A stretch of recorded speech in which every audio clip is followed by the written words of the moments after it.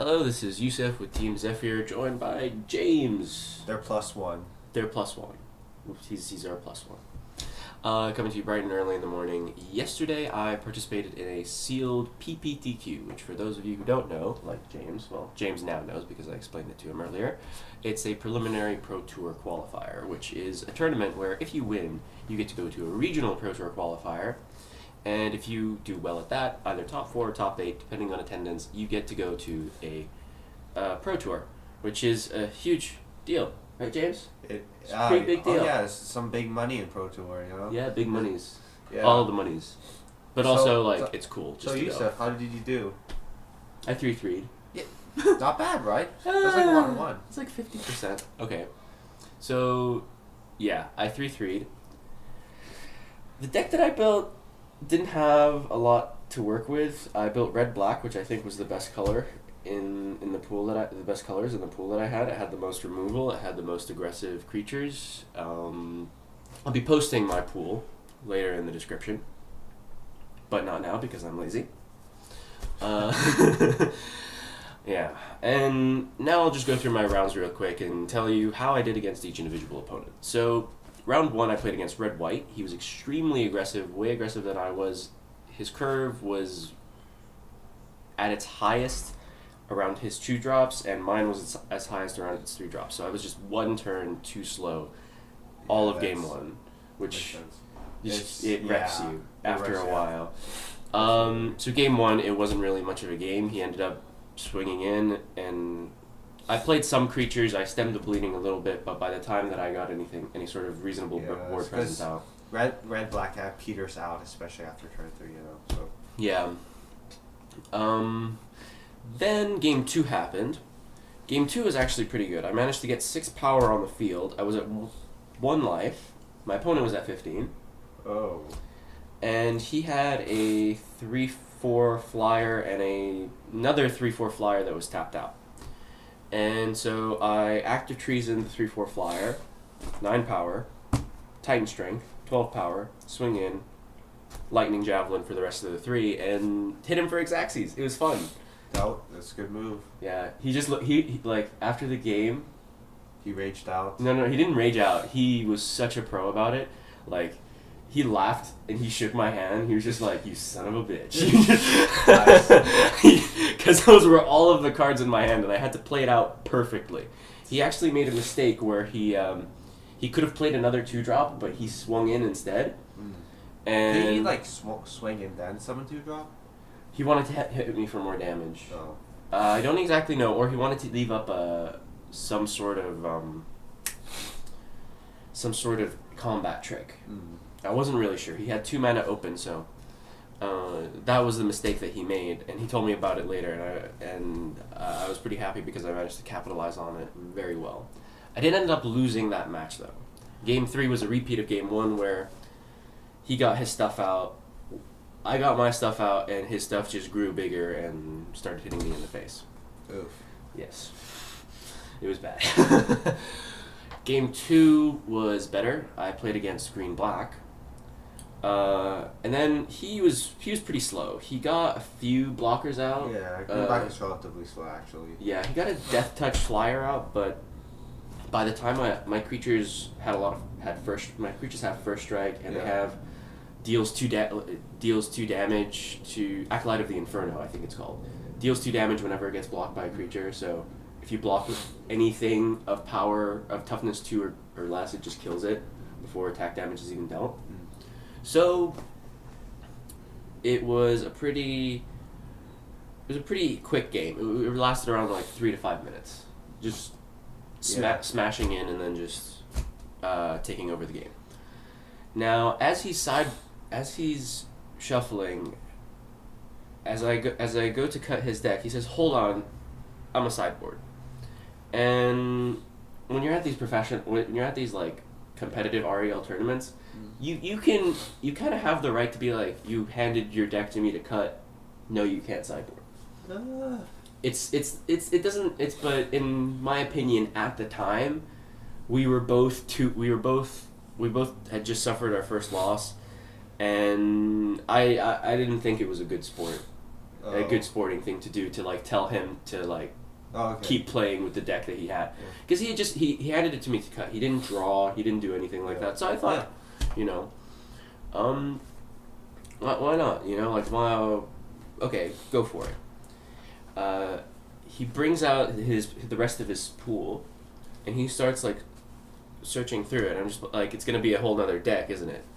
Almost jokingly, he takes out the top part of his pool and just slams it on the table. It's a whole nother deck. Jeez. And that turned out. And we laugh about it a little while. He stole game 2. He had 2 good creatures on the field. One of them was Acolyte. One of them was Cleric of the Forward Order, which gained him a little bit of life. I had a Reeve Soul in hand, and I decided to play an Acolyte. No, sorry, an Akroan Sergeant instead of Reeve Souling his Acolyte on turn 2, which was my biggest mistake and actually ended up costing me the game, because once Acolyte of the Inferno actually got Renown, I couldn't target it with Reeve Soul, because Reeve Soul just destroys target creature power 3 or under, and it was power 4 by then. So he had a creature that I couldn't remove. He buffed it. He killed me. So that was game 2. Game 3, I learned my lesson. I destroyed his Acolyte. It played out almost the exact same. We had almost the exact same opening hands, which was really weird.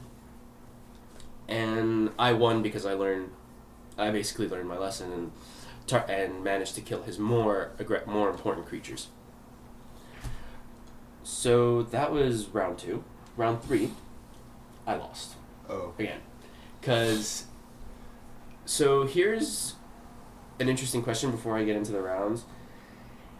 If I count my tiebreakers, then I was out of contention for top 8 at the end of round 3, because my tiebreakers were absolutely awful. What do you mean? So whenever you join a tournament, in order to get into top 8, sometimes a lot of the people who are in the top 8 or like top 10 bracket have similar records. Mm-hmm. So in order to decide who gets the 8th place as opposed to who gets 9th, you use these things called tiebreakers, which are like game win percentage, opponent game win percentage. No, it's not sudden death. It's just how good you were in your individual games. For example, if you 2-0 your games, it means more than if you 2-1. If your opponents 2-0 their games instead of 2-1. So if your opponents win more often, if they get farther in the tournament, it helps you out. So if I count my tiebreakers were pretty bad. So it probably would have ended up being out of contention for top 8 anyway. But yeah, sorry, allergies. Okay, I'm just looking at you weird because it's funny. Anyway, but if you don't count the tiebreakers and if you just turn a blind eye to those, I was actually still in contention for top 8 all the way up until the last round, which is good. It's pretty good. Yeah. You know, I mean, even with a record of 3-3, just that fact alone makes me feel a little bit better about myself. Yeah, I have to understand also, these guys are like pros, you know, or 40B pros. Not all of them were that competitive, though. Yeah. The ones who I lost to were.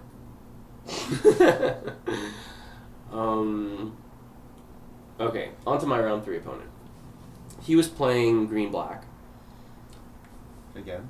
Yeah. Turn 3 Mana Gorger Hydra. After I had spent my Reeve Soul to get rid of some lousy 2-drop. It is not a good decision. I played a Akroan Sergeant, Mana Gorger Hydra gets bigger. He plays something, Mana Gorger Hydra gets bigger. Eventually it got to the point where it was an 8/8 and it just kept swinging in with Trample and there was nothing I could do. So that was an issue. It was my mistake because I used my removal way too early, but the Mana Gorger Hydra just capitalized on that way too much. And then in game 2 he goes wide with 1 toughness creatures. Sorry, he was green-red, not green-black. So he had like access to tokens like Dragon Fodder. And he went wide. He had a lot of 1 toughness creatures, and I was like, okay, I have Chandra's Ignition. He had Mana Gorger Hydra out, and it was at a 1/1. And I thought if I cast it, it deals 1 damage to everything he has. So Mana Gorger Hydra dies, right? Wrong. Mana Gorger Hydra gets a counter from the trigger off of casting Chandra's Fury, and yeah, there you go. Yep. computer went to sleep. Okay, there we go. Yeah, so that was an issue. And then I still managed to remove Mana Gorger Hydra before it gets too big, and then I use my only kill spell that can target creatures regardless of toughness, which is Unholy Hunger. Then he slams an Outland Colossus. And I managed to get enough on board to keep it at bay, but he swings in, uses fight cards like Wild Instincts to kill off the rest of my stuff. And it was just awful. He swings in, I die. Round 4 was better. My opponent had, like I said again, a slower deck, green-black. I was really good against green-black. She had a much slower deck. I ended up capitalizing on it very quickly by putting down my turn 3 creatures, which just get so much value out of being first striking or death touching or all that good stuff. So I took away the game that way by just getting rid of her blockers very early on and then swinging in for large amounts of damage with renowned creatures and first strike and whatnot. And then round 2 was pretty much a repeat of round 1. Game 1 was a repeat of game 1. Game 2 was a repeat of game 2. Yeah, god damn it, I can't speak. Game 2 was a repeat of game 4? That's probably it. You know what I mean. Anyway. Then round 5, I went up against red-white again. Beat it. Oh. He went way too wide with a lot of 1 toughness creatures. He ended up playing Dragon Fodder into Gearport Gearcrafter into some 2-drop.